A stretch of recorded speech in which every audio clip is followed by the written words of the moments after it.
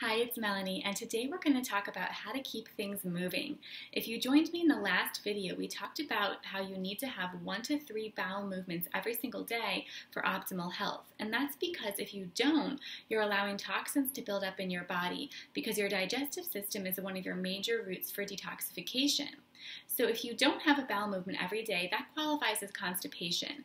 And there's a couple other qualifiers as well. Even if you have a bowel movement every day, if it's dry or if it's difficult to pass, if it's not fully formed and it's kind of clumpy, or if you feel like it's an incomplete elimination, all of these things can also be signs of constipation. And elsewhere in your body, you may also get symptoms if you're constipated. So you may have brain fog or fatigue, or you may have body aches and pains. These are also things that can happen if you're not having that daily bowel movement because of those toxins that are building up. So we want to make sure you keep things moving, and I'll share with you a few ways to do that.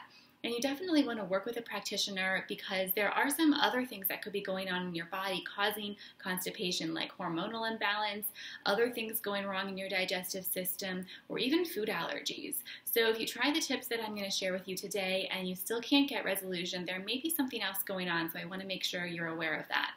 So the number one thing to do is include more fiber and water in your diet. And I've talked about these before, but that's because if you don't want to have dry stool, you want to make sure you're hydrated. That's kind of obvious.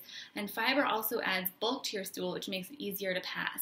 So what I would say is make sure you do both of those together. If you increase your fiber without increasing your water, that can actually back things up even more and make it more difficult. So don't go increasing fiber without making sure you're also increasing your water intake at the same time.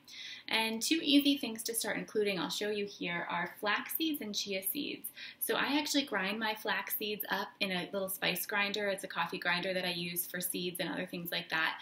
And so 1 tablespoon of this in a smoothie or in cereal, something like that, 1 to 2 tablespoons a day can be really great to help with constipation. And I also like to add chia seeds to my smoothies. I bake with chia seeds. I make a flour out of them. So chia seeds are another thing to try to add into your diet, and smoothies are really the easiest way to get started with that.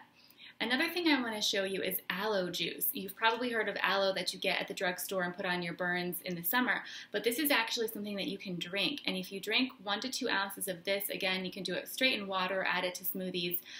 This can also help keep things going. So 1 to 2 ounces of aloe juice. I'll share with you my brand in the description of the video.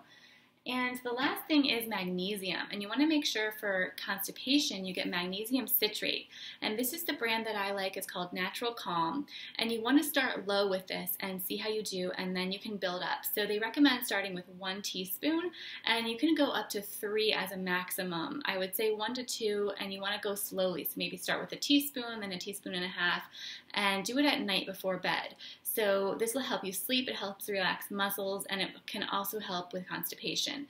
So like I said, definitely work with a practitioner if these simple tips are something that you try incorporating and you don't get resolution.